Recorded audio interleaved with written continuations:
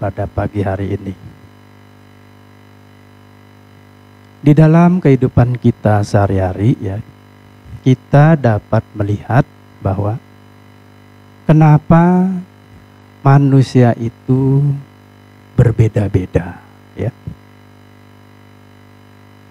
Kemudian setelah suatu makhluk meninggal dunia, nanti dia akan dilahirkan di suatu alam. Alamnya juga berbeda-beda lagi. Apa yang menyebabkan perbedaan ini semua? Lahir berbeda-beda, hidup bersama juga berbeda-beda, ekonominya juga berbeda-beda. Jadi benar-benar nggak sama.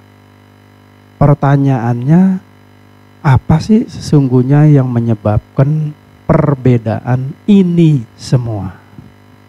Ya.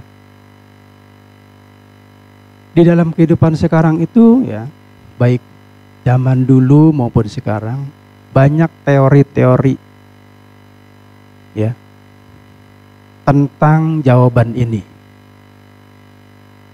Banyak sekali teori. Nah, di sini saya akan menjelaskan 3 teori yang cukup terkenal. Ya, nggak banyak, apalagi sampai 100 teori umatnya tidur semua ya. Maka cukup 3 saja dah ya. Karena 3 ini sudah cukup terkenal, masih diyakini oleh masyarakat sampai sekarang, 3 teori ini. Ya. Teori pertama adalah teori tentang takdir ya, tentang takdir. Nah, teori ini adalah mengapa orang berbeda-beda? Karena sudah ditentukan oleh suatu kekuatan yang tidak dapat dilihat. Paham ini menjelaskan tentang bahwa intinya kita harus pasrah ya, berpasrah dalam kehidupan ini terhadap nasib, terhadap yang sudah ditentukan ini. Kita benar-benar harus pasrah. Maka teori ini menganggap bahwa manusia sepinter-pinternya tidak memiliki daya untuk merubah nasibnya. Nggak bisa. Karena sudah ditentukan. Ya, ini menurut teori yang lain ya. Kalau memang begitu, ini sangat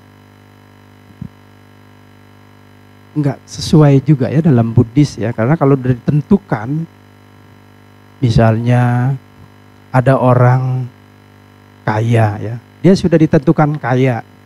Wah, yang kaya sih enak, nggak protes ya. Tapi kalau yang miskin, wah saya kok ditentukan miskin, dia protes. Jadi nggak sesuai. Karena sudah ditentukan. Demikian juga orang yang jahat dengan orang yang baik. Kalau yang baik itu ditentukan, memang dia jadi orang baik. Nyaman-nyaman saja. Kalau yang satu ditentukan oleh jadi orang jahat, betapa menderitanya dia. Apalagi paham ini menyatakan kita berpasrah terhadap kehidupan ini, tidak memiliki daya apa-apa. Kalau sudah begini, bagi yang jahat, udahlah jahat aja terus.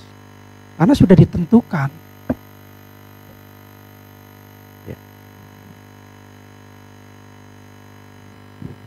Nah, itulah paham yang pertama. Ya. Paham yang kedua tentang nasib atau kebetulan. Ya.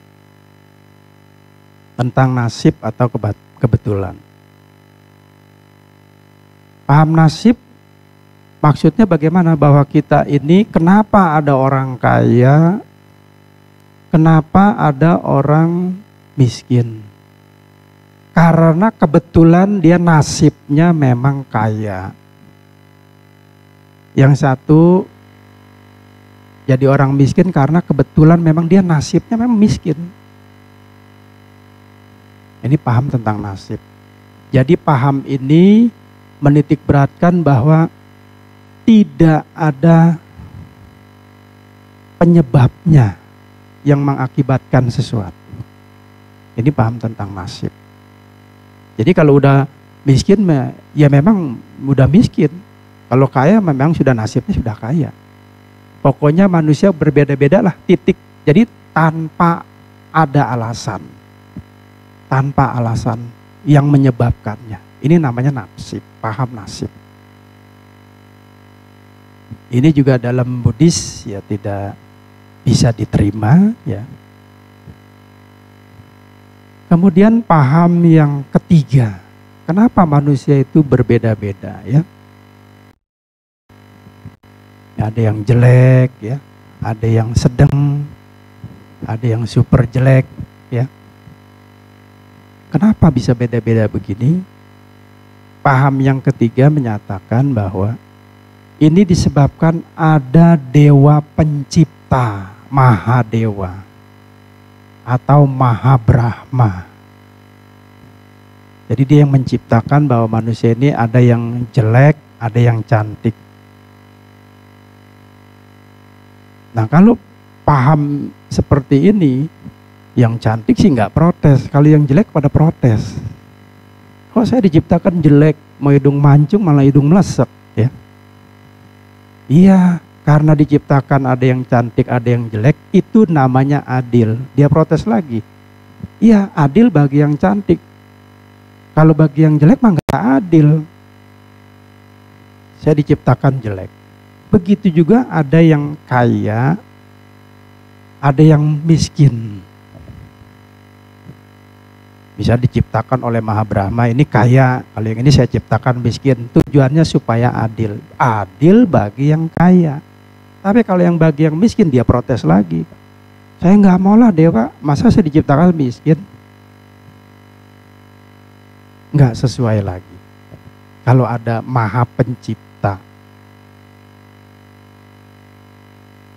Demikian juga, yang ini diciptakan orangnya baik, yang ini diciptakan orangnya jahat.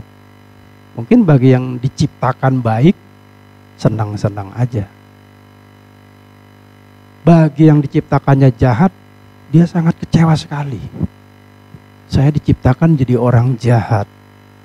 Kalau begitu apa gunanya saya berbuat baik? Apa gunanya saya melakukan hal yang positif? Udahlah saya jahat aja sekarang, emang saya diciptakan jadi orang jahat? Disuruh nyolong, disuruh mencuri, disuruh korupsi. Kalau memang ada dewa yang menciptakan demikian.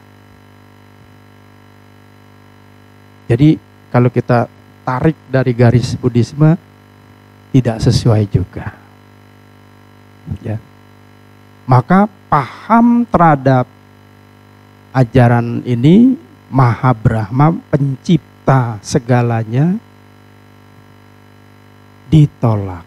Ya, dalam ajaran Buddha ditolak. Ya, karena tidak sesuai. Ya. Kalau memang diciptakan, oh kita nggak ada gunanya kita berbuat baik, berdana, nggak ada gunanya. Emang udah ciptakan begini kita. Betapa jahatnya dewa itu menciptakan kita jadi orang jahat. Betapa jahatnya dewa itu menciptakan kita jadi miskin. Harusnya diciptakan kaya semua. Kalau memang ada pencipta, yaitu Maha Brahma. Sekali lagi dalam pandangan Buddhis, paham Maha Brahma ini ditolak. Ya, tidak sesuai. Kalau begitu, bagaimana menurut pandangan Buddhis? Nah, sekarang pandangan Buddhis, ya. Ini bisa diterima dengan akal logika dan bisa diterima di dalam secara nalar bisa diterima. Ya. Jadi kenapa ada orang ketika dia meninggal dunia lahirnya berbeda-beda? Ya, ada yang di alam Brahma, ada yang lahir di alam dewa, ada yang lahir di alam manusia. Yang lebih berat ada yang lahir di alam apaya, yaitu 4 alam menderita. Alam neraka, setan, binatang, raksasa, asura. Kok bisa beda-beda begini? Siapa sih yang ngebeda-bedain begini? Kemudian jangankan kehidupan selanjutnya ya. Kita coba cek secara real aja ya, secara nyata. Andai kata kita dilahirkan di alam manusia. Nah, sekarang kita udah di alam manusia nih ya. Dari raut wajah aja beda-beda. Kenapa? Ya, ada yang cantik, ya, ada yang jelek, ada yang kaya, ada yang miskin. Padahal sama-sama alam manusia. Apa sih yang menyebabkan perbedaan-perbedaan ini? Jadi dijawab dalam ajaran Sang Buddha, yang menyebabkan perbedaan-perbedaan ini adalah karmanya masing-masing. Ya. Jadi karma ini dapat membentuk karakter kebiasaan-kebiasaan manusia. Itu disebabkan oleh karma kita. Bukan karena Dewa Pencipta Maha Brahma, penguasa segala dunia ini. Bukan mereka. Jadi kita mau maju, mau sukses tergantung dari karma kita. Tidak ada makhluk lain yang menolong kita. Tidak ada makhluk lain yang menyelamatkan kita. Yang menyelamatkan kita apa? Diri kita sendiri, yaitu melalui karma-karma kita ini. Ya. Misalnya kita cek ya. Kenapa ada orang lahir kaya ya? Sudah kaya cantik lagi ya. Sudah kaya cantik. Bulu matanya lentik lagi. Namanya Ibu Atik. Wah, cocok bener ya. Kenapa? Karena di kehidupan masa lalu dia banyak beramal ya, banyak berdana. Tapi orangnya nggak bawel ya, nggak cerewet, nggak marah-marah gitu ya. Dia baik sekali. Ya, terhadap suami, terhadap anak, dia sangat baik. Nggak marah-marah benar-benar. Maka orang ini sudah banyak amal, berdana, nggak suka marah-marah, lahir jadi wanita yang kaya dan cantik. Yang kedua, kenapa ada manusia yang jelek? Ya, sudah jelek, hidungnya pesek, ya, tinggalnya di gubuk derita. Ya, kenapa? Mungkin kalau sudah jelek, udah miskin, cantik itu masih ketolong, masih ditolong tuh ya.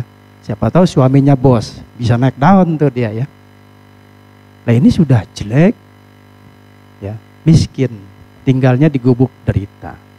Karena dulunya kehidupan masa lalu dia tidak pernah berdana, ya, dan orangnya itu suka marah-marah.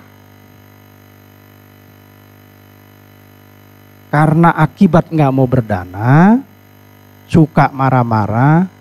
Nah ini karmanya double triple nompel ya. Satu, sudah jelek, miskin. Karena karma dia yang suka melakukan itu. Jadi bukan makhluk lain. Ya makanya ibu-ibu jangan suka marah-marah ya. Jadi kalau diomelin ya sudah, terima. Itu anggap aja karma berbuah. Kalau begitu Bante nggak boleh marah-marah ya Bante. Marah dalam hal positif boleh. Ya jadi bukan berarti, wah ini bapak-bapak nggak boleh marah-marah, ibu-ibu nggak boleh marah-marah. Marah dalam hal positif boleh. Misalnya begini ya, misalnya. Kalau anak kita itu nakal ya, atau suka berkelahi, kita marahin anak kita tapi dengan kasih sayang dan cinta kasih. Marahnya begini boleh. Yang dimaksud marah yang nggak boleh adalah marah sampai 7 turunan orang itu nggak mau ditanya. Bahkan sampai di liang kubur, di liang lahat, dia akan cari. Akan dia kejar kemanapun dia berada. Karena saking bencinya, marahnya. Ini yang tidak boleh. Ya kalau marah-marah kepada anaknya karena kasih sayang nggak apa-apa. Ya ibu boleh marah kepada anaknya yang karena kasih sayang ya. Misalnya kita punya anak perempuan 1, tiap hari pulang malam terus ya. Nah mamanya boleh marah tapi karena kasih sayang ya, kasih tahu anaknya ya, anakku kamu kan wanita, kalau pulang malam itu nggak boleh jelek dilihat orang, apalagi kamu sudah jelek bener ya, apa nggak tambah rusak kamu itu ya. Pokoknya mami marah kalau kamu pulang malam lagi ya, jangan pulang malam. Nah ini karena kasih sayang dinasehatin. Namanya anak-anak sekarang kan nggak tahu. Dikira pulang malam itu bagus. Ya mungkin kalau jam 9, jam 10 masih oke. Nah ini misalnya contoh seperti itu ya. Termasuk istri menasehati suaminya. Ya kadang-kadang ada suami yang nggak ngerti. Sudah tahu punya istri, dia naik mobil ngelihat seorang wanita. Kebetulan belum bersuami ya, masih disegel dia ya. Lalu dianterin. Memang suami itu niatnya baik, kebetulan kenal. Nah dilihatlah sama si istri. Nah istrinya itu menegur dengan kasih sayang ya. Suamiku, kamu tadi nganterin siapa? Oh itu teman kantor saya. Teman apa demen ya?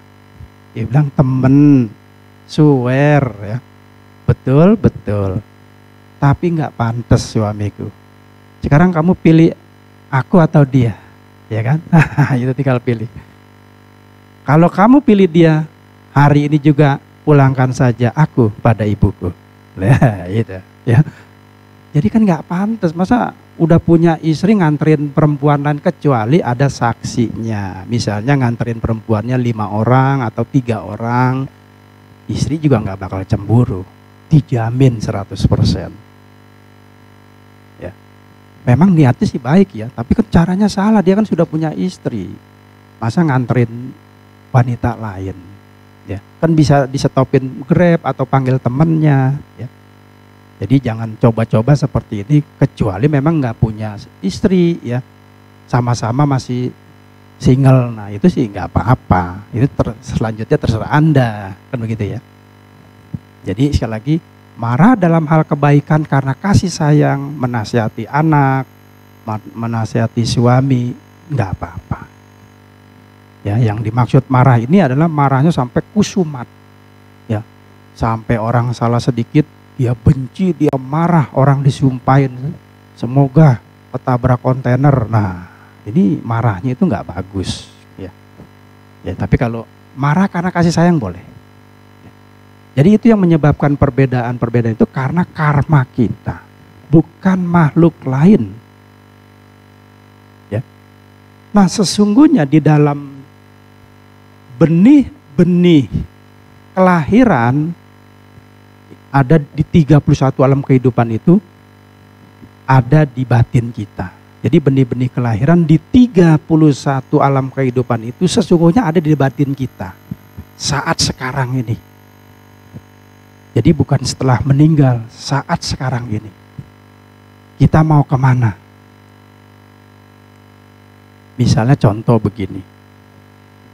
Kalau ada seseorang yang suka marah-marah ya.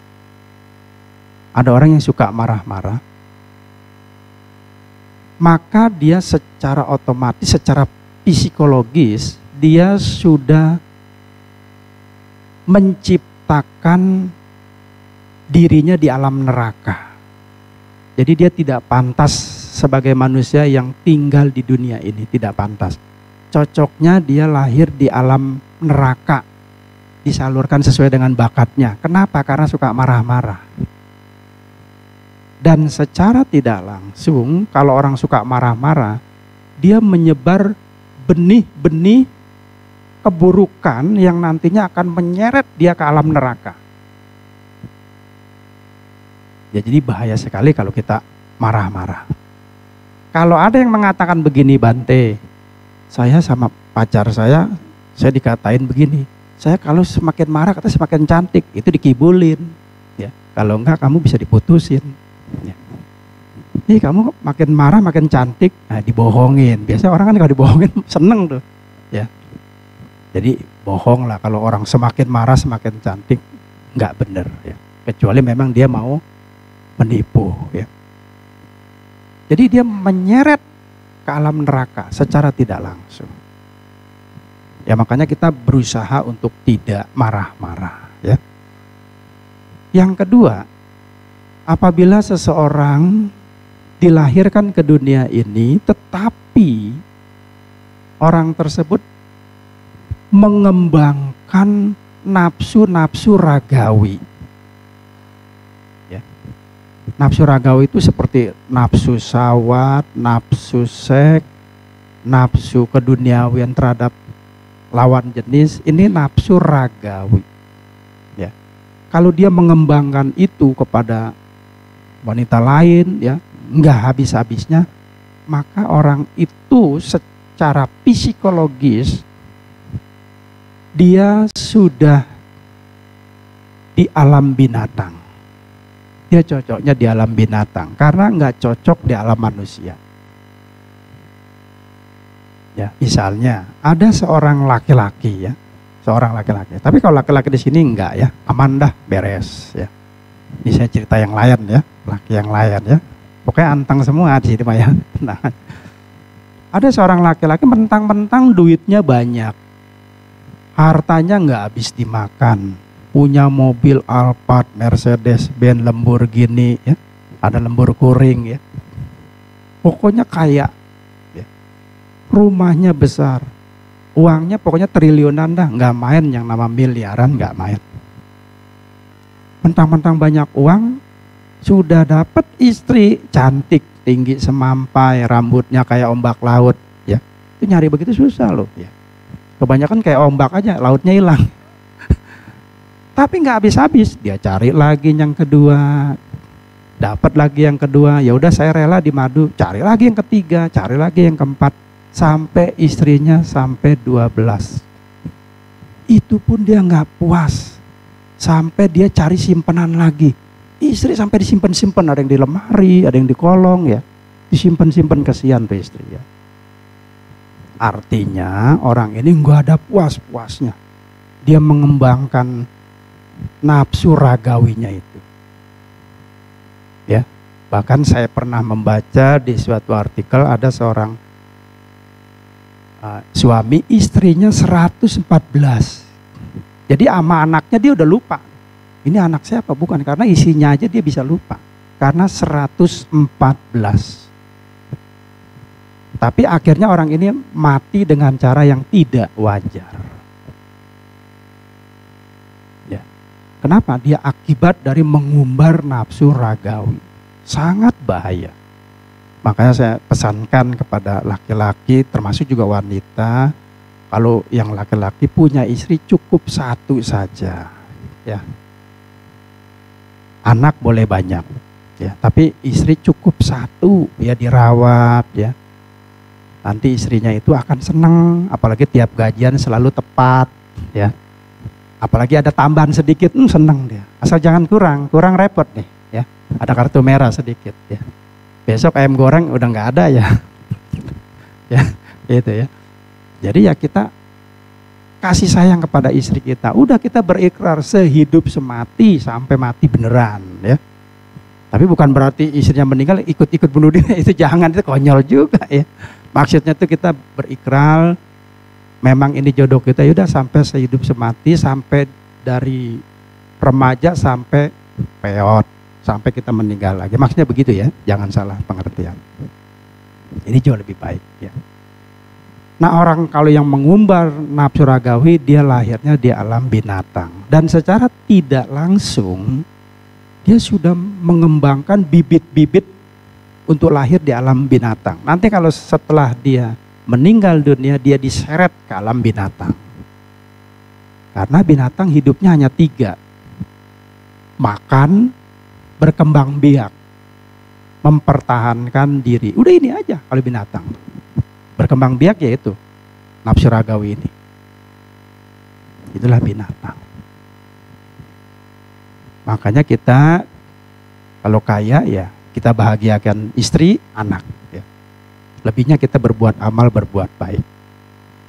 Kemudian yang 3, ada orang yang ketika dilahirkan ke dunia ini, dia orangnya baik sekali, bahkan super baik. Memiliki sila yang baik, orangnya murah hati dan murah senyum. Ya. Murah hati dan murah senyum. Murah hati dan murah senyum itu beda ya. Kalau murah hati itu artinya orang ini suka banyak berdana. Ya. Jadi kalau ada orang miskin dia suka berdana. Kalau ada orang yang membutuhkan bantuan dia menolong. Ini namanya murah hati. Kalau murah senyum itu senyum-senyum ya. Kalau ketemu orang selamat siang Bu, dia senyum. Nah ini murah senyum. Ya. Asal jangan senyum sendiri ya. Orang nggak ada dia senyum sendiri ya. Tapi boleh juga kalau latihan di kaca mah boleh juga ya. Karena senyum itu sebenarnya indah. Dan ada beberapa spiritual mengatakan kalau kita banyak senyum, meskipun senyum sendiri tapi senyumnya di kamar ya. Jangan di depan pintu ya sampai dilihatin orang ya, jangan ya. Ya kita sering senyum sendiri aja di kaca atau sendiri gitu ya. Nggak bakal buat gila lah, enggak ya. Ini membuat muka kita senam kesehatan. Jadi mukanya itu manis ya. Ya kalau nggak percaya nanti bisa coba setelah yang satu ini ya. Nanti di rumah pagi ya. Jadi kita bisa awet muda kalau banyak senyum gitu ya. Tapi kalau banyak cemberut itu awet tua. Nah tinggal pilih ya mau yang mana ya. Nah jadi kalau orang itu baik, murah hati, murah senyum, memiliki kebijaksanaan. Ya banyak orang yang bertanya kepada saya, bijaksana itu apa sih Bante? Mudah didengar tapi saya nggak ngerti. Baru saya jelasin. Orang bijaksana itu begini. Ketika dia ada masalah berat, ya, dia tidak stres. Dia merenungkan masalahnya apa, sebabnya apa. Lalu dia mencari sebabnya. Kemudian setelah dia praktekkan, akhirnya masalahnya mulai berkurang, lama-lama menjadi lenyap. Ini namanya bijaksana. Ya. Tapi kalau orang yang bijak sini, itu stres. Jadi ketika dia ada masalah, ya, dia mau tahu siapa pelakunya, nanti dia mau hancurkan. Ya, mungkin dia mau hilangkan dan sebagainya. Ini namanya dia nggak bijaksana. Mudah stres. Nggak mau menerima kenyataan hidup. Ini nggak bijaksana. Kalau bijaksana dia punya masalah, itu suatu hal wajar. Setiap orang pasti punya masalah. Sekarang bagaimana masalah itu bisa diselesaikan? Apa sebabnya? Bagaimana caranya? Dia happy-happy saja. Jadi enggak stres. Ini namanya bijaksana. Ya. Nah, jadi kalau orang seperti ini, ya, suka berdana, baik hati, menjaga sila, memiliki kebijaksanaan, maka orang ini sudah secara psikologis orang ini hidup di alam surga. Hidup di alam surga. Apabila dia kembangkan terus-menerus ya, perbuatan-perbuatan amal kebaikannya semasa hidup di dunia ini, itu bibit kebajikannya semakin banyak dan akan membawa dia menuju alam surga. Itulah terjadi perbedaan kenapa ada orang lahirnya di alam manusia, di alam surga, di alam Brahma. Karena sekali lagi perbuatanlah yang membeda-bedakan ini. Ya, misalnya, Bante saya kepengen lahir di alam surga. Ya banyak-banyak berdana. Ya. Praktekan sila, banyak berdana, memiliki kebijaksanaan, lahirnya di alam surga. Bante saya nggak mau di alam surga lah, masih kurang tinggi, kepengen yang tinggi di alam Brahma. harus bermeditasi. Tapi meditasinya harus mencapai jana. Ya. Tapi kalau meditasinya tidur melulu nggak ada gunanya. Ya. Nggak bisa. Karena untuk Brahma harus jana. Paling sedikit ya jana 1.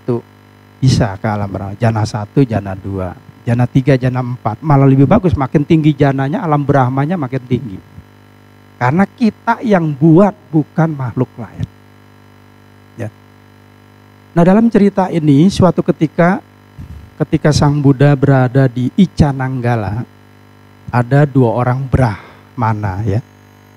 Yang satu namanya Brahmana Bharadwaja, yang satu namanya Brahmana Waseta. Mereka berdua saling berdebat tentang siapakah sesungguhnya Brahmana itu. Ya. Brahmana Bharadwaja mengatakan, yang disebut Brahmana itu adalah orang yang lahir baik dari garis keturunan ayah, ibu, sampai 7 generasi leluhurnya. Kelahirannya tak terbantahkan, sempurna. Ini namanya Brahmana menurut Bharadwaja. Kemudian menurut Waseta, oh bukan, Brahmana itu adalah orang yang memiliki moralitas, pengendalian diri, itu namanya Brahmana. Nah, perdebatan ini nggak habis-habis, akhirnya mereka sepakat untuk menanyakan hal ini kepada Buddha. Nah, ketika bertemu dengan Sang Buddha, dia bertanya kepada Buddha. Nah, Buddha menjawab bahwa seseorang yang tergantung hidupnya dengan bertani disebut sebagai seorang petani. Seorang yang hidupnya bergantung dengan berdagang disebut sebagai pedagang. Seorang yang hidupnya melayani orang lain disebut sebagai pelayan.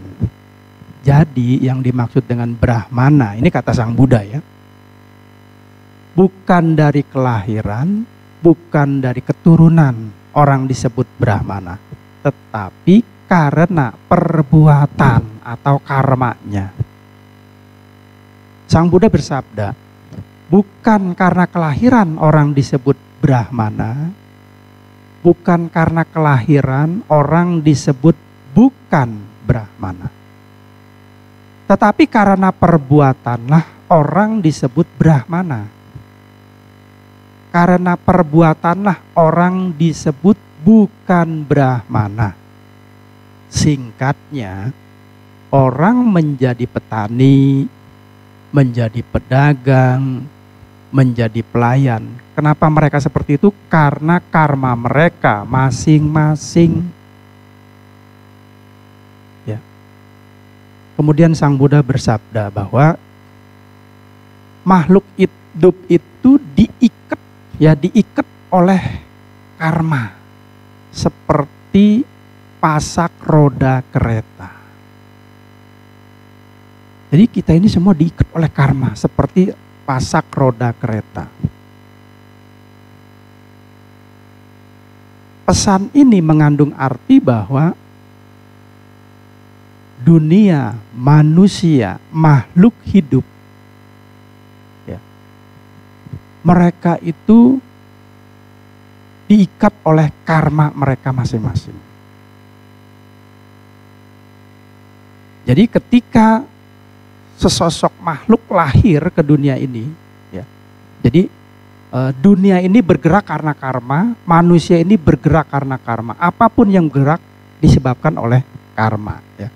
Dan ketika sesosok makhluk ini lahir ke dunia, dia akan terus diikat oleh karmanya, lahir, mati, lahir, mati, lahir, mati, lahir, mati. Dia tidak dapat menemukan jalan, kecuali mereka yang sudah mencapai kesucian.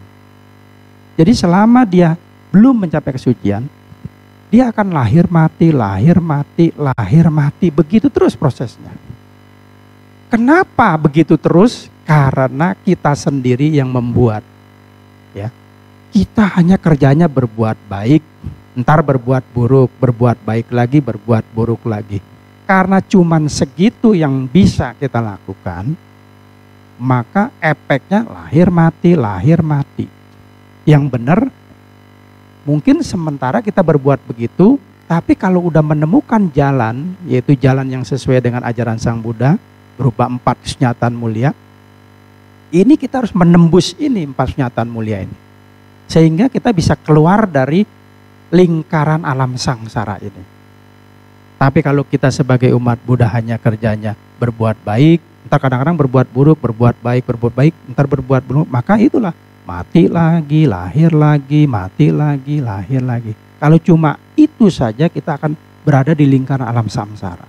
Dan sesungguhnya kita ini pernah lahir di alam neraka, pernah. Cuma kita lupa aja. Kalau ingat repot kita. Ya, kita bisa ngeri ya. Dan pernah lahir di alam Brahma, pernah. Di alam dewa kita juga pernah. Lahir di alam setan juga pernah.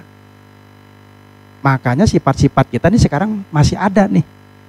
Misalnya contoh, kadang-kadang kita melihat orang miskin, aduh kasihan, udah kasih dia lah uang atau makanan, kasihan. Ini alam surga nih. Ya, sifat alam surganya keluar nih kita.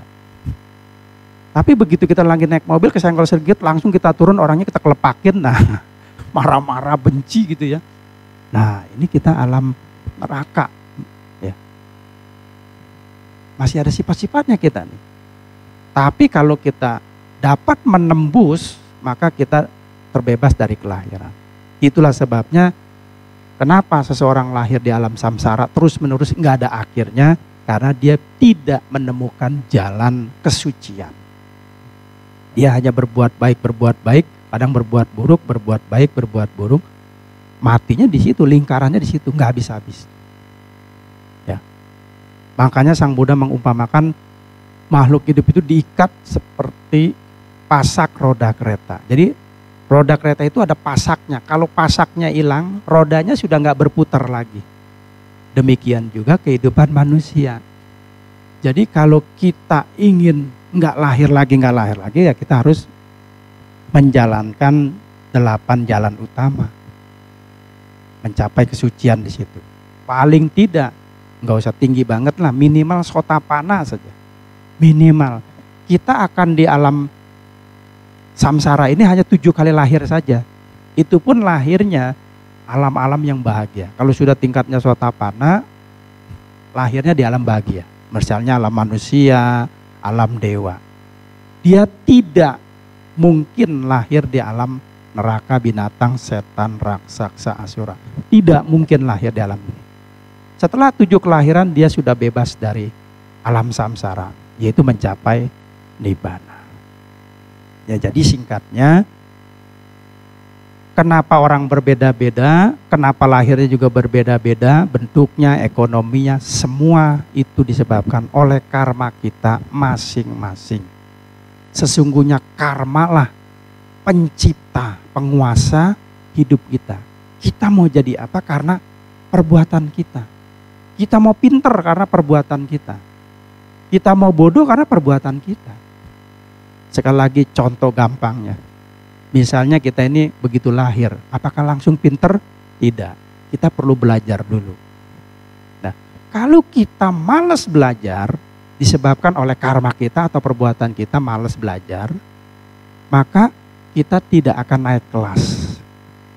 Dijamin gak bakal naik kelas. Wah, kalau begitu gurunya sentimen. Bukannya guru, kitanya malas belajar. Kepengennya naik kelas, ranking 1, tiap hari main game, ya mana bisa pinter. Tapi andai kata kita bodoh, saya mau pinter,